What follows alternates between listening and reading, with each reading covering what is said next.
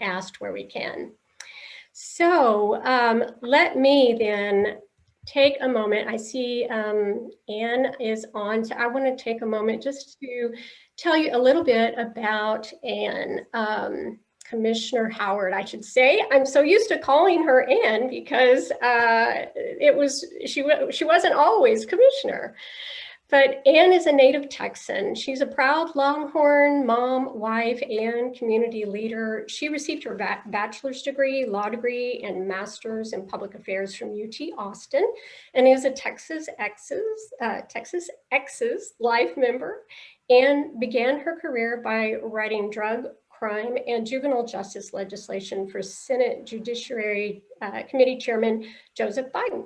She served as the inaugural executive director for the Austin Region's Ending Community Homelessness Coalition, ECHO, as some of you might know it, working with government, business, and civic leaders to solve Austin's homelessness challenge. Anne has served her community through the years, including chairing One Voice Central Texas. It's 100 plus local health and human service organizations, defending teens in Travis County Juvenile Court, and chairing the board of and working for Austin nonprofit Any Baby Can. She has also led fundraising for Citizen Schools of Texas, served as president of the Murchison Middle School PTA, and has named Austin ISD Mentor of the Year. Was named, I'm sorry. Anne is a member of St. Martin's Lutheran Church. She was council president and serves as an adult Sunday school leader, and has been recognized by national and local groups for her leadership, innovation, and collaboration, including by the White House for her work on veteran homelessness. She's married to John Howard, who works with Dell Technologies, and is mom to Patricia, a restaurateur in New York. I know she's really proud of all of her family.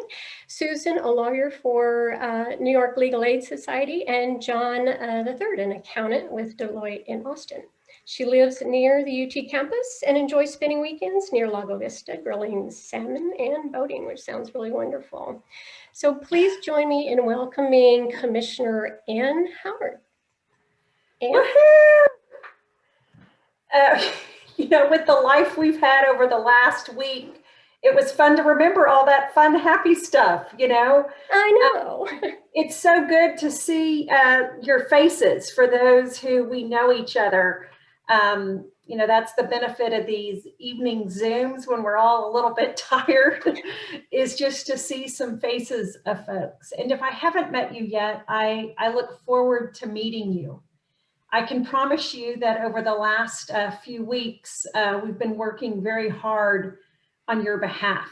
On the phone, the Zoom tonight, are some other Precinct 3 neighbors who work on my team. You see the name Vicki Ashley. She's my chief of staff. And the name Mick Long, he's my policy advisor. Excuse me. And, together, we are sort of chipping away at understanding how the county works, and what our job is, what our, the opportunities are for us to serve you. And good Lord, last week was a big learning opportunity to try to figure out, what does the county do? What's my role as county commissioner? And what, I've learned, as the newest commissioner, I'm sort of it's like, let Mikey try it, or whatever that cereal commercial was, like, let her do it kind of a thing. No, with not disparaging my colleagues, but just I'm new and learning, and we're figuring things out. I've pulled together a few slides just to show you a little bit how I'm learning and trying to gather information. And if I've mastered Zoom sharing screen, I'm just going to try this. If it becomes a technical challenge, I'm going to stop. But I'm going to share a little slideshow with you. Did I do it? Maybe? Yes, we see it. Thank you, Anne. Okay, and so we just want to get to there's so many things now in the way of, because you're seeing all the slides on the left, correct? Yeah. Yeah. This Zoom bar is in the way of me. Oh, looky there, I found it. Okay, you had a sneak peek at the next slides, but I wanted to show you, what the org chart of the county looks like. And this one still has Gerald's name on it, but right here is the Commissioner's Court. And obviously we're elected by the county residents. And then we have these direct reports, these big boxes. If you notice over here to the left, there is emergency services. There is a lovely man named Chuck Charles Brotherton, who is our executive over emergency services. And so we've been getting to know him. I am on the committee with Bridget Shea. There's 2 commissioners on each committee, and we're on the emergency services committee. Little did I know, it would be so needed. And Vicki and I, my chief of staff, are meeting with Chuck every week to just learn more about what the county does and what the preparedness is and what some opportunities are. You see underneath here, EMS, the county is responsible for emergency services for the people, and we contract with Austin EMS to provide ambulance service in the county. There's a fire marshal. We set up the Emergency Operations Center, which we're going to talk more about. Technology and communications, including security, and then the medical examiner is under this role. I'm gonna see, there's so many things on my screen, I'm not sure how to get to the next slide. Who can tell me? Just hit page down. Oh, it's so good to have you. Okay, and so then here's a little org chart for the Organization of Emergency Management. You might have heard in the news this week, EOC, the Emergency Operations Center, and that was run by the Office of Emergency Management. And you see here at the top, it says county judge or mayor. And so, those guys are sort of calling the shots, right? There's not like the county commissioners don't get together and advise Andy, or, it's not a vote if we should declare a state of disaster. That's a decision that the county judge makes in consultation with the staff. And then you see how they set up that Emergency Operations Center. And then these are the buckets of professionals that are working in that EOC to make decisions on our behalf. So there is an emergency, a basic plan for emergency management. And if you look there towards the bottom of your screen, you'll see that a winter storm warning is something in their plan that they should be ready to, execute on. I thought this page was interesting. I found it in that basic plan, and it is, what's the word? I can't see it. A hazard summary, or, threats. And you'll notice that under natural types, winter storm is the last one listed there. But you'll see that the likelihood they thought was just occasional, and that it would be moderate, damage or impact. Same is true in the next area under technological, where it talks about a fuel shortage or even a water system failure. So these are things, the county and the city of Austin, these are things they know about. These are things they plan for, but never on the scale like we just experienced. So this is then what we were all looking at, right? This was the weather forecast. Vicki just helped me find this a little bit ago, but this was last Sunday, Valentine's Day, the 14th. And you all lived through this, so we remember this. And so looking at that, and then there were warnings to the community through local news channels that, you know, we needed to get ready, right? Because this was a Arctic event like we weren't used to and hadn't seen. You know, it talked about you will witness history tonight. I know that, you know, I was already on Friday night, the 12th of February, up at the library in downtown Austin, helping queue up people who had been experiencing homelessness to get them on buses and get them to shelters. So we knew something big was coming. County and city staff were meeting on February 11th, 12th, and 13th.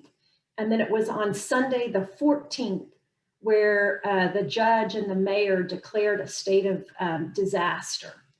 And here you can see, I don't know if y'all's pictures are in the way of everybody seeing the slides, or that's just what I'm seeing on the screen.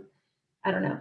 But, you know, this was not an emergency declaration. It was a disaster declaration, and they're different. During a disaster, you're able to suspend purchasing rules. You don't have to get a bunch of bids to buy water. You can just go buy water.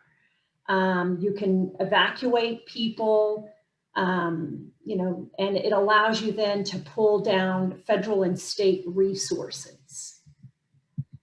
And this is then what happened to us all. You know, there was snow everywhere, and to the extent before we knew, you know, quickly the power outages came. But, you know, I was a Texan kid that prayed for snow days, right? Like, we look forward usually to these weather events because they're not going to be very bad and they're not going to last very long, right? And so it was always, as a kid, fun to get out of school for a day. But this was quite different. So after we had the snow and ice hit ground, then we had the power outages. And the power outages led to the frozen pipes and pumps, which caused the water problem for many people, many people. This is a map, you probably saw it in the news, about the low water pressure or water outages. And they said, you know, today I heard at some point you would rely on like gravity to pull water, and now we rely on water pressure. And we just, between telling people to drip their pipes and then the broken pipes, we just lost enough pressure to move water around. So then the city and county agreed to do the water distribution by pods, point of distribution. And this to me was when we hit sort of an all-time disappointment on my behalf of how the county was operating, when we put out word on Sunday morning that there would be water available at 9 a.m. And that word didn't really go out till like 8 a.m. or 7 a.m. But the water was not at the Pinnacle. And, you know, I got to the Pinnacle at 8:30 because I had been told to be there to talk to media, and there was no water. You know, the water, then we put out words, you know, to help. I had a cute sign about people running a sign around that said water, you know, should be here around 10:30. Well, the water got there closer to 11. And so long lines of traffic. We called on the ESDs to help distribute the water, and I'll talk a little bit about ESDs in a minute. And so when we finally got the water to the ACC Pinnacle, the command on the ground was the Pedernales firefighters, the emergency service district for Pedernales, which handles like Briarcliff and Out 71. And we also had Oak Hill, the chief JJ Wittig from the Oak Hill Emergency Service District. He was really the main point of contact on the ground there at the ACC Pinnacle campus. So part of what I wanted to also show in this picture is Representative Vicki Goodwin was out there loading up water into cars. You know, I was out there. I think that this was such a rough time for elected officials because we so wanted to help. And it was hard to know what to do. It was hard to get good information. By the time I got some information, it was often sort of old and wasn't true anymore. So, you know, when they did the water distribution at Burger Stadium, I don't know if any of y'all heard about that or got some water from there. That was a day or two before this pod distribution. And by the time I learned about it and started posting it on social media, they were already out of water. And I felt so rotten that I had people might have gotten in their car to go get water because I told them about it and there was already no water. So anyway, it's just, you know, it was a frustrating week for many reasons, but there were some beautiful moments, you know, of people helping, and this little girl was just precious. And one of the tools we used during the week was Warn Central Texas. If you got a text message on your cell phone about the boil water notice, that came out through this tool called Warn Central Texas. Commissioner Bridget Shea has worked really hard on this. We used to just use landlines, and so many of us don't have landlines anymore, that they've, you know, worked on the technology to use cell phones. And this is run through CAPCOG, which is our Council of Governments, the Capital Area Council of Governments. So many counties working together with a lot of state dollars to have this tool. And I know I got some text messages to me that were incorrect. They were telling me that you must live in a certain area and I don't. And I know at least one woman was told she could drink the water, and yet she lived in an area that still needed to boil the water. So, you know, this is an imperfect system, but you know, we're working on it. We'll have learned more about how well it did after this effort of using it during the boil water notices, because it is something that we plan to use and have used during floods, and would use it during fire if we needed to tell people to evacuate.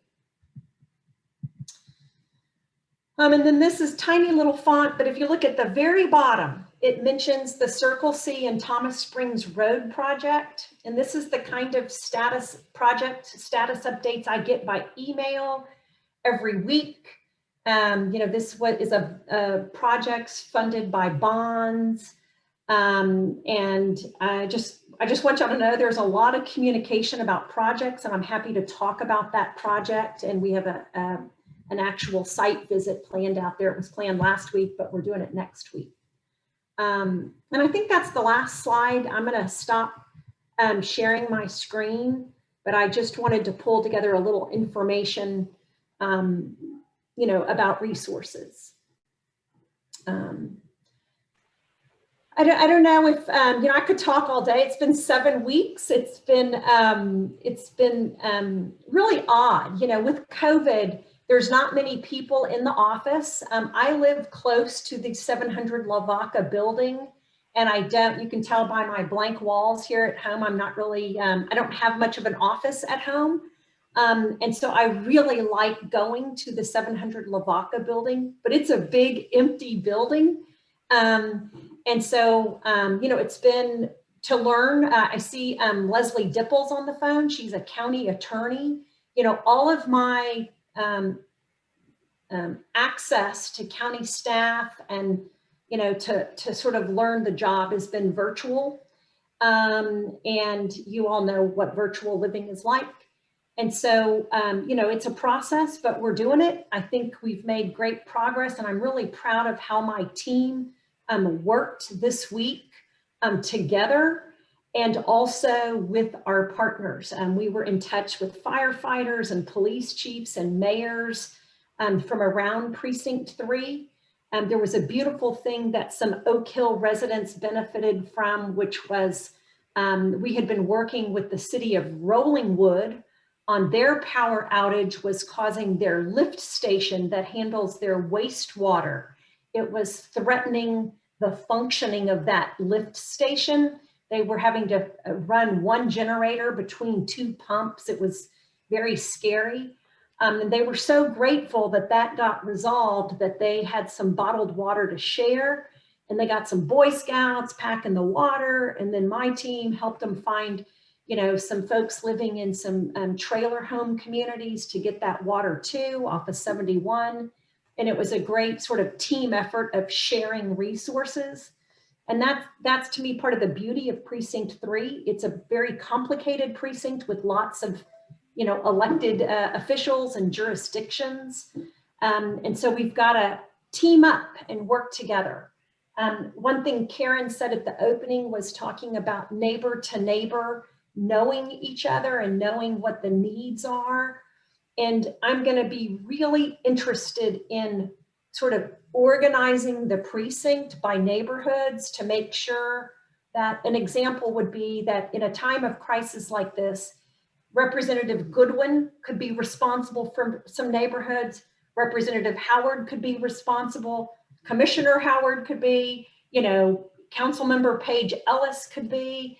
And so instead of 4 different people sort of trying to track down, whatever the word is I'm looking for, chase down, one community's challenge, if we could divide and conquer, and Tina Hester knew who her neighborhood go-to person was to make sure the needs are getting heard at the Emergency Operations Center, I think it would be much more efficient than Tina, not that Tina did this, but that, that a precinct chair or a community leader is calling all the elected officials and we're all running around like a chicken with our head chopped off, trying to make sure we satisfy one need. We need to do better. We need to be more efficient. So anyway, lots of lessons learned. I don't want to be a, Monday morning quarterback. There's just a lot of work to do. And this crisis on top of a pandemic showed, us working together and highlighted some challenges. So with that, I'll turn it back over to you, Karen. Oh, all right. Well, thank you so much for all of that. I know that there were some questions that had been submitted in advance in regards to emergency management, and I think you covered most of those. There was one in particular that I know I experienced myself, and also this was brought up by, I think it was Beverly Villarreal, who is asking about helping people who are homebound or less mobile. How did they get contacted? How did they get helped? And I think I heard you say something about ESDs. Were they involved in that? Could you speak about that? Yeah, I'll speak. And, some we know by just our experience this week. And yet there's sort of bigger systemic questions that I think we should meet again in a few months and I can share back with you guys what I've learned. But for example, 2 apartment complexes off of 71, the Foundation Communities properties, just at Old Bee Cave and 71, they did not have water. They did not have running water. And the first a way I learned about it was from AISD trustee Arathi Singh. Somehow my team learned that Foundation Communities didn't have water. Now, Foundation Communities is part of a big operation, and I was pretty confident that that had been reported, to the city or the county, and it was made its way to the Emergency Operations Command, and they would be working on it. And we kept getting this message, they don't have water.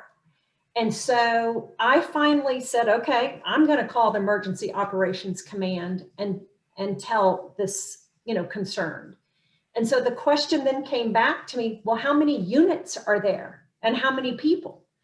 And I'm like, if y'all are asking me this, I am worried, because that seems like that ought to be in a database. The fire department ought to know it, like you're going to rely on just people to people telling us this, Anyhow, I finally talked to the CEO of Foundation Communities, and I was able to give his contact information to the Emergency Operations, Center person, and they connected.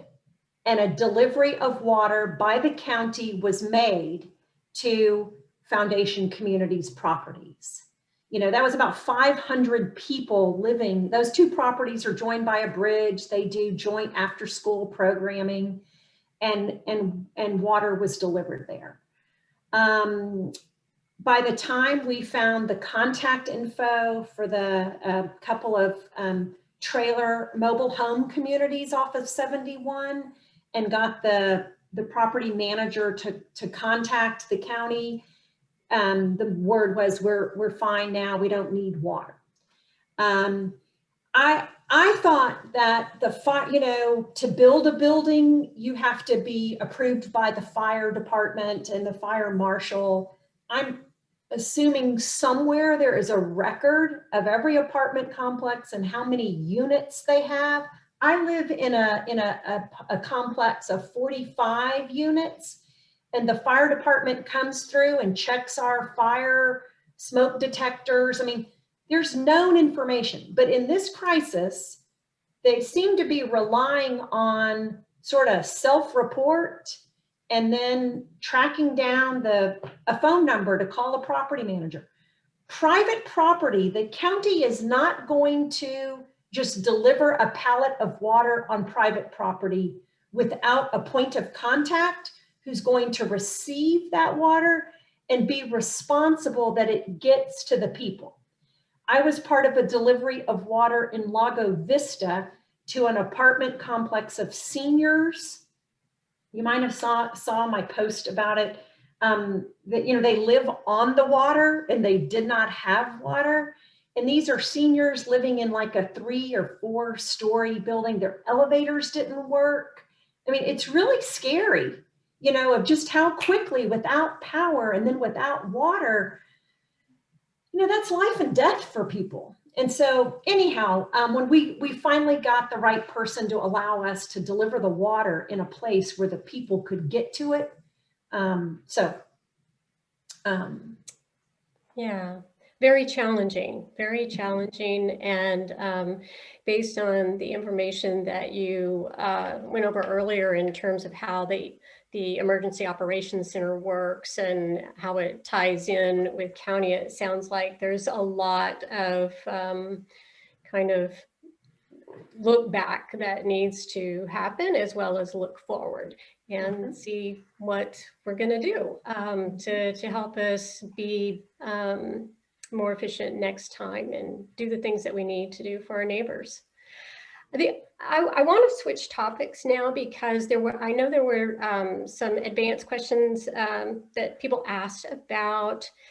They were specific to Thomas Springs Road, but I wondered if you could also give us a road update for the projects that are happening out in this area, and maybe including whether or not you've heard anything about Oak Hill Parkway. Yeah. So I cannot give you just a general road update. I'm not that good yet, but we can take Thomas Springs Road first, and then we can talk about the Oak Hill Parkway. Okay. Dr. Elaine Lansford and Karen and folks, pulled together a meeting to educate me about the Thomas Springs Road and Circle Drive concerns. And then I worked once, that was almost before I was a commissioner, I think, or before I was sworn in or something. And then since then, my team and I have met with the county staff to understand the scope of the project and what changed. Those of you who have lived by Thomas Spring or Circle Drive for a while know that, like, back in 2011, this was discussed and I think voted down as a road project. And then after the 2017 bonds, this was approved as a bicycle lane kind of project. And then people were concerned that there's not even bicycle lanes, it's just shoulders, And so anyway, so I took these concerns to the county staff, and we had a good back and forth, I should say. And I've learned a bit, and we'll talk about it more when I'm out there with folks, but that the shoulders being added to the road will be maintained as road surface so that they will be safe for bike riding. If we were to also add bike lanes, I believe it would be even wider. And so they've gone with just like wide shoulders. And the trick here is the maintenance. And in their plan, the shoulders will be maintained as if they were bike lanes. Mick Long's on the phone call. If he wants to correct me, he can. But that was one concern, that it's supposed to be a bike lane project and they're not even doing bike lanes. Well, they're doing it's sort of a workaround so that it's not wider. Then I had learned about concerns about drainage and taking down too many big trees.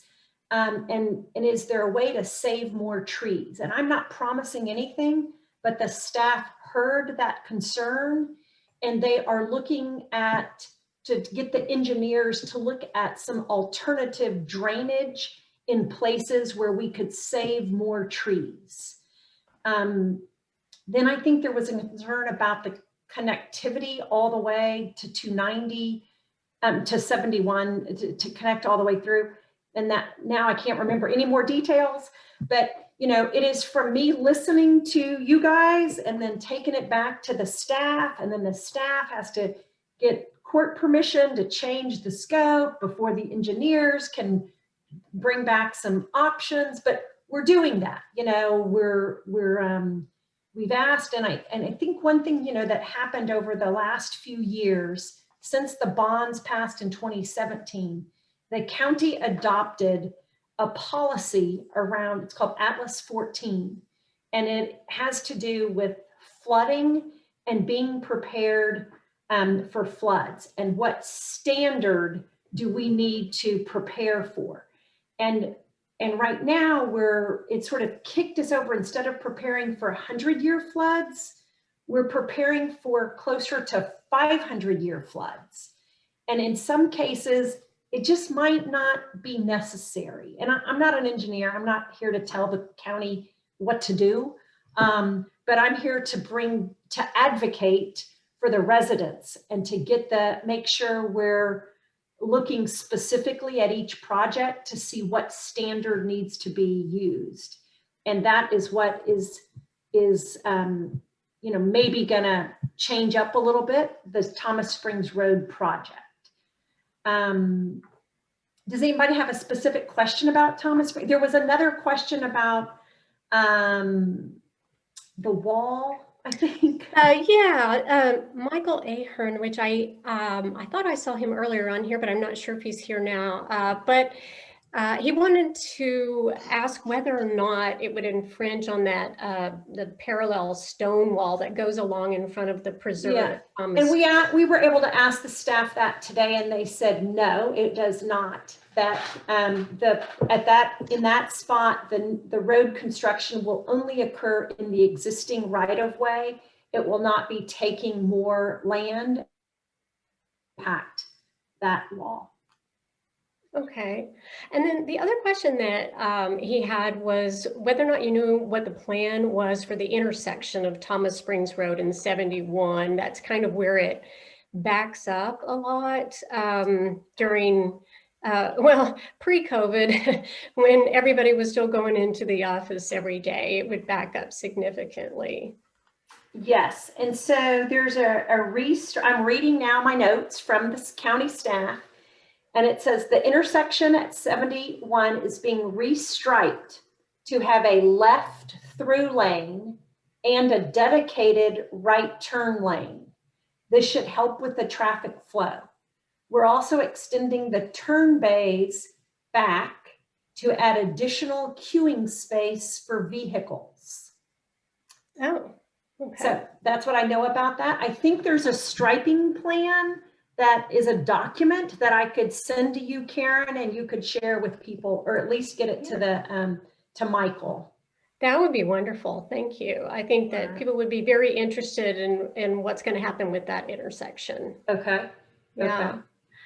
Okay. Sean, has there been any questions in the chat? I want to switch over and make sure we don't miss those. So one question, and there was a little bit of back and forth. Ashley was very helpful and answered a portion of it, but it has to do with the Warren Central system. The gist of the question is, it seems like people have to sign up for it every once in a while. Maybe they're changing vendors, or for some other reason, you stop getting messages and you have to re-up. And it's kind of a technical question, so I don't know if you know the answer, but do you know if there's been a history or if that is something people need to remember to do from time to time? Because it looks like you don't know you're not getting messages until you expect one, and then suddenly there's no message. Yeah, I don't know, but to me, that's not I thought the idea was that we were able to push out the messages through cell phone numbers in this area, but I don't know, and we will follow up with that and learn and share with you. Thank you. Mm-hmm. May I step in here? Yes, I was just going to ask if anybody on the call wanted to ask something verbally.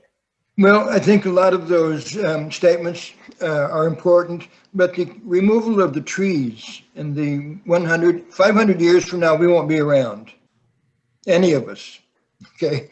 And so, but the tree removal is about right now and making sure that we do have 500 years. And they're taking down some big ones and actually reducing my yard in half. Half of the yard will be gone. The value of the house will disappear. There's so much damage about to take place at our place that it's unfathomable for us. We don't know, and we're having trouble talking to people, finding out real answers. I don't know if we so far have said anything about that, but the removal of trees is a tremendous problem. It's one of the bigger problems. It's a racetrack out there. When they straighten this road out, it'll be a real racetrack. And I hope you would come out some Saturday night when they have the big drags, because the straightening of the road was going to be a major, major problem. But the loss of trees, this is something very important. And I wish that we could talk to you at our home to see. I know there's a lot of homes and a lot of people that would like to visit with you. But if you could see what's about to happen at our home, you'd be shocked. If it was about to happen to any of the commissioners' homes, they would put a stop to this. They would step up there and make sure that it didn't happen. So we're looking for more answers from the company that is going to be doing the project, been very weak with dealing with this. And the development of the project and the lines that are out there, they come all the way up to our front porch almost. There's one car width now between the widening of the road. And that's not just a bicycle lane, that's a land grab. Everybody's talking about the land grab that's here. And so we're in trouble. And we're looking for someone that can actually be helpful to us in deciding if there's anything doable at all. There's some big trees going to come down, huge ones.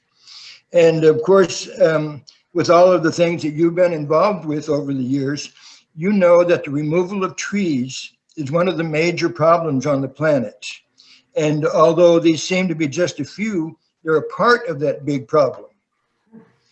So I wish they would finish the Y. All of this traffic out here is a result of them not finishing the Y. And so as a result, the traffic has come through here because it's easier. And they're never going to stop. They found this to be a road for them. And no matter when they finish the Y in 7 years, they're going to continue to come through here.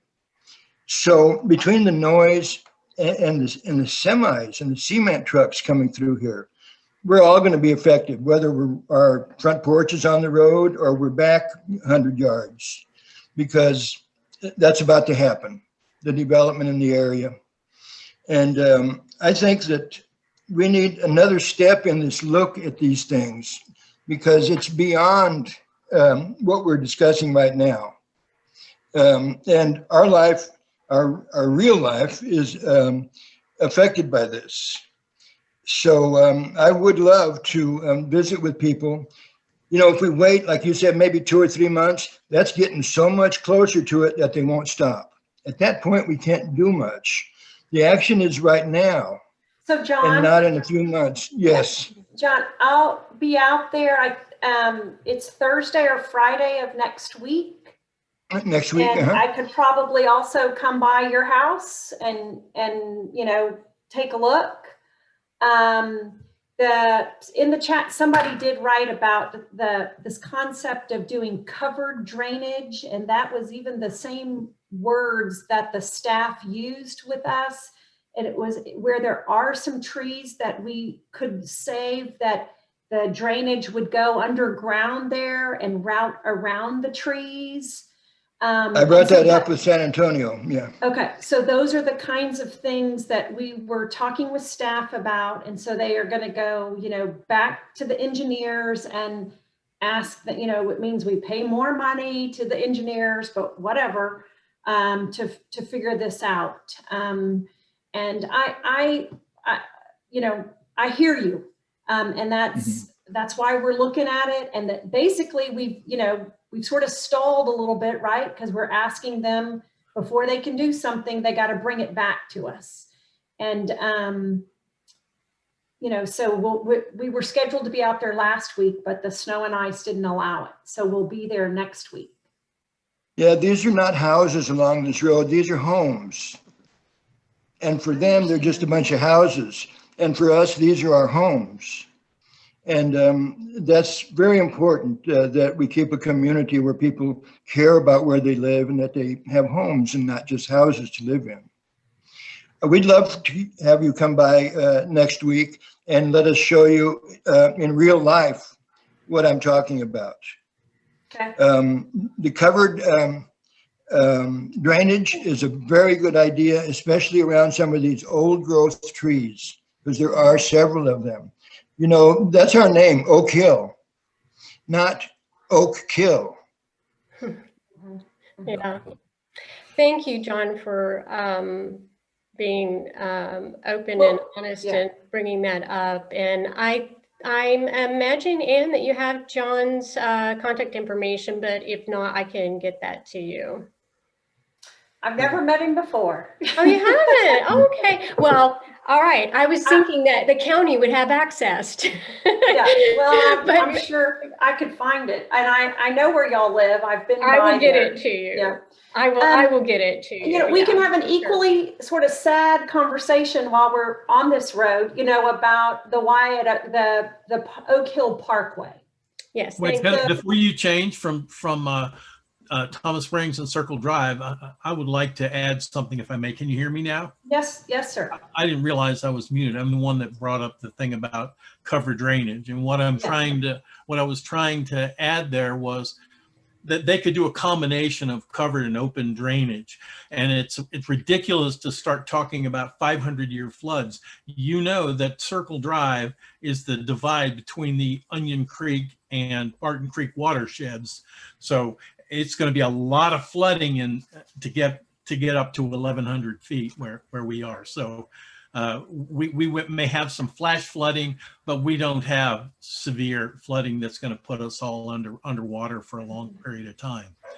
And that's not an issue. But the drainage, when they sold this project to us, and that's the real issue, when they sold it to us, it was bike lanes, and we're pretty green out here. Everybody said, all right, let's have bike lanes. Well, suddenly it wasn't bike lanes at all. And they didn't give us it was 2-foot shoulders on part of Circle Drive and widening Thomas Springs Road to improve the traffic flow and straighten out some of the vertical curvature. To flatten it out. So that's why they have to take so much land. So I think they need to get some engineers in there that can think outside the box and work on the project as though their goal is to conserve right away and not to necessarily make more traffic, make it easier for traffic to get from Dripping Springs to Austin. Thanks, and that's Lynn. what the goal appears to be now. Okay. Thanks. I know we're almost out of time, but Anne, I wanted to give you the last word, and also you mentioned Oak Hill Parkway. I wanted to give you that time. I know that advocates have worked hard to try to get TxDOT to listen and design a smaller road, but it doesn't look like that's going to happen. You know, it looks like TxDOT is moving forward, and I think there's going to be a round of effort to talk to some legislators about it. But everything I've gotten from TxDOT is sort of like the ship has sailed. And so, you know, we will continue to sort of monitor and advocate. You know, there was a lot of hope that because it's not a toll road at this point, that it wouldn't be designed as if it's a toll road. And, you know, but it's staying designed as if it is. And I guess the truth is it could become a toll road at some point. You know, right now we don't have tolling. The governor has said we're not doing that, but the governor or a new governor could change their mind, right? And allow toll roads. And I'm not saying it's going to be a toll road. Please don't say that. I'm just stating facts, right? Anyhow, that's sort of my assessment of listening to seeing the mediation that got ordered sort of fail. It was sort of, you know, not real mediation between TxDOT and SOS. And so, you know, I don't have much hope that anything else is going to change TxDOT's mind. So. Well, thank you for going over all of that, and we're at our time, and I know we didn't get to all the questions or all of the comments. I know there's so much more that people would like to talk about. So I will follow up and get the information on the meeting that's going to happen next week and make sure that everybody has that information for the one that's on Thomas Springs Road. Yeah, I don't know that it's with constituents. It might be for me to be with staff and hash some things out, but I will find out. It could be we could add a meeting, you know, if anybody wants me to see, you know, you know, their property in particular or something, or I'll let you talk to Mick Long on my team. But just reach out to me. If you Google, you know, Travis County Precinct 3, Ann Howard, you know, just Google us. And there's a web page there all about my office and the office contact information. You can call me, you can email me, you know, whatever works best for you. And we're new, so we're very eager to be attentive to your needs. So Karen, thank you very much for pulling this together. And you know, a lot of you guys on this call, y'all have worked so hard for our community, and I appreciate that. So thank you very much. And thank you for everything that you're doing for us in the community out here, and for taking the time out to meet with this very hyper-local group on these hyper-local issues. This is valuable time on your part, and we really appreciate you taking this time. Well, and you know, for all of you who just experienced that lack of water, you know, I wish it hadn't happened. I didn't do it, but you know, apparently, you know, as a city and county, we've seen this happen in 2018 when we had a big freeze, and then we had some, you know, a water pump problem, a water pressure problem, and we were without water. And now we've seen it again on a much larger scale. And so as we started talking, you know, started this meeting, we definitely need to do something different. When we know a big freeze is coming, we need to anticipate a water problem. So anyhow, thank y'all and have a good evening and stay in touch. Thank you, Ann. See you later. I'm jumping to another meeting. Got another one. Yes, yes. Thank you, everyone, for joining today. And if you have follow-up questions or you need help in getting contacts, if you need anything in terms of the county work that's done by the commissioner's office, let me know, and I will try to help connect resources and contacts as best I can. And as a follow-up to this meeting, I'll send out everything that I had on the call today, everything that we talked about. I'll gather all that together and send it out in an email so that you'll have that information. I'll also send a link to this recording, at least the part that after I remembered to turn it on. I have to admit, I got a little out of sorts at the beginning, but hopefully that will contain all of the nuts and bolts of the information that we talked about. And thank you so much for being here tonight and taking the time to be engaged in your community. Good night, everyone. Good night, everyone.